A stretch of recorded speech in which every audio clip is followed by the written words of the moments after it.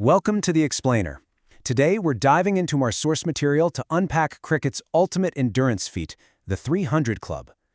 Scoring a triple century in a test match isn't just about pristine technique. It's literally the absolute pinnacle of physical stamina and mental fortitude. Just think about it. Facing a hard leather ball traveling at high speeds, hour after hour, without making a single fatal mistake.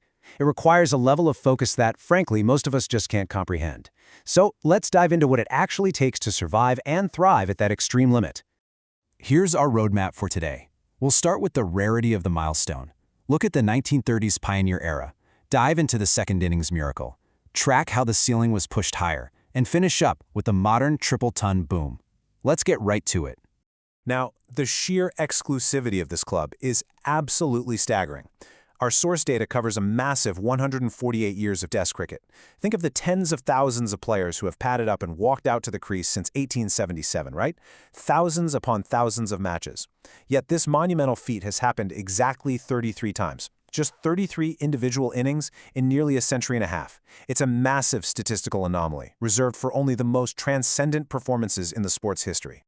And when we break this down by handedness, we see right-handed batters taking 21 of those incredibly rare spots, while lefties make up the remaining 12.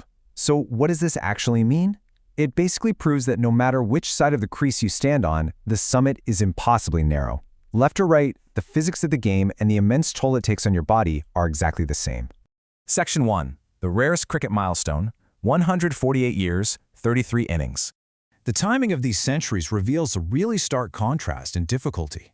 Hitting 300 in the fresh, relatively comfortable first innings, well, that's happened 31 times. At that stage, the pitch is usually flat, the bounce is even, and the batters are fresh. But in a grueling second innings, where the pitch has been tearing up for days, the ball is doing all sorts of unpredictable things out of dusty footmarks, and your legs are just totally gone, that's only happened twice. Twice. The second innings is just a pure battle for survival, making a massive score like this almost impossible. Honestly, reaching this milestone is the ultimate insurance policy for your team. When someone scores 300, it completely dictates the fate of the match. Historically, the presence of a triple century has resulted in 13 wins, 16 draws, and 0 losses. Think about that for a second. 0. If you manage to hit a triple century, your team simply doesn't lose. You literally bat the opposition so entirely out of the game that a defeat is completely taken off the table. Moving on to Section 2, the 1930s pioneer era, inventing the triple ton. Looking back at the early pioneers, Australia, the West Indies, and England established utter dominance.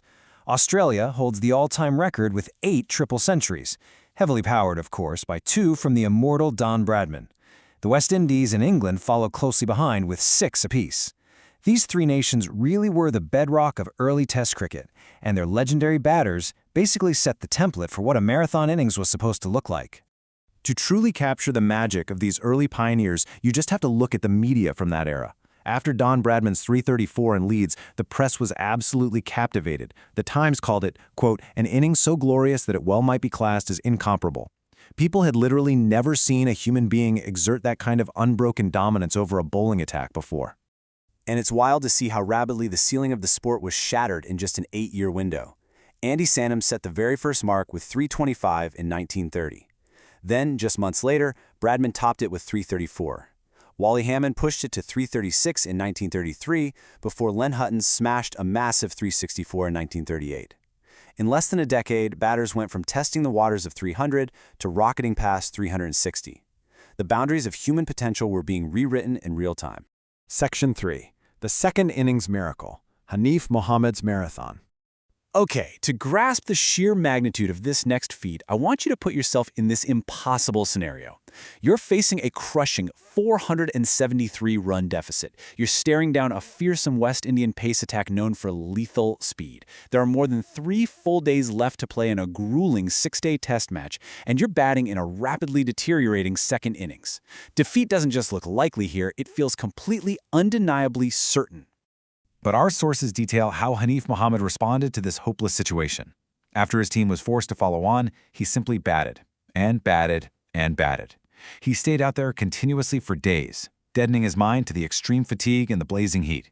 By focusing on absolutely nothing but the next ball, he systematically compiled a score of 337, single-handedly pulling his team from the jaws of a humiliating defeat and forcing a miraculous draw. 970 minutes.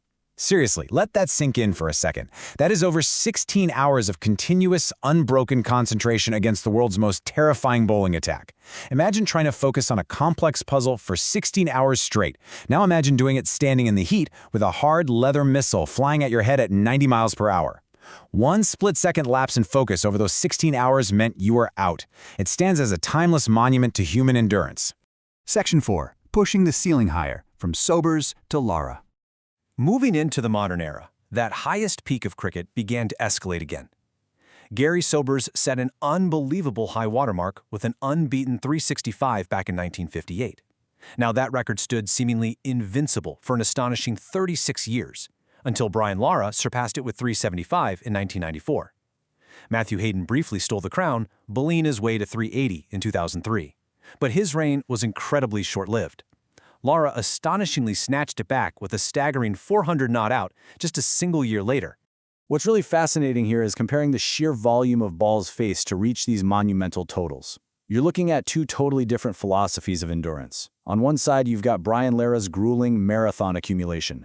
Facing 582 and 538 deliveries requires immense patience, carefully leaving good balls, waiting for hours for the right opportunity. Contrast that with Matthew Hayden's highly aggressive, faster-paced assault, reaching 380 in just 437 balls. It represents a massive shift from purely surviving the bowlers to actively trying to destroy them. And in what has to be one of the most poetic moments in sports history, Lara managed to reclaim his world record title at the exact same venue in Antigua where he'd set the previous record. Lightning literally struck twice on the exact same pitch for the exact same legendary batter, exactly a decade apart. It's honestly one of the most incredible coincidences, or maybe testaments to absolute mastery, the sport has ever seen. Section 5. The modern triple ton boom, aggression, and the 2000s. The turn of the millennium brought a massive explosion in scoring that fundamentally altered the record books. Look at this. After a complete dry spell of 0 triple tons in the entire decade of the 1980s, we see a climb to 4 in the 90s, and then a whopping 8 in the 2000s. Our source material points out this wasn't just an accident or a fluke in pitch conditions. It was heavily driven by a new, ultra-aggressive mindset adopted by modern batters. They realized they could score fast enough to give their bowlers more time to actually win the matches. The contrast in pacing between these eras is literally night and day. You have the grafter, guys like Bob Simpson in the 1960s, slowly and methodically crawling to 311 off an exhausting 740 deliveries. Every single run was an absolute grind. Then compare that to the aggressor. Virender Sehwag utterly dismantled the opposition, swinging freely and smashing 319 runs off just 304 balls. Striking it better than a run-a-ball in a format designed to take 5 days? That's a completely different, adrenaline-fueled brand of cricket. The modern era has just been positively ruthless. An amazing 16 triple tons have been scored since the year 2000 alone. Sehwag currently holds the fastest strike rate for a triple century at a blistering 104.93, and this aggressive revolution has even allowed fearless rookies to crash the elite party. Take India's Karun Nair, who blasted 303 in only his third ever test match. Modern batters, armed with better bats and an unyielding mindset, have completely redefined the limits of what can happen at the crease. Which brings us to a final thought. We've seen how the game is transformed from a marathon of sheer survival into a hyper-aggressive sprint, with modern batters scoring faster than ever before, utilizing fearless tactics and completely dominating bowling attacks. Will that 400-run ceiling eventually be broken? Could we actually see a 450 or even a 500? I'll leave you to ponder the future limits of human endurance in this incredible sport. Thanks for joining me on this explainer.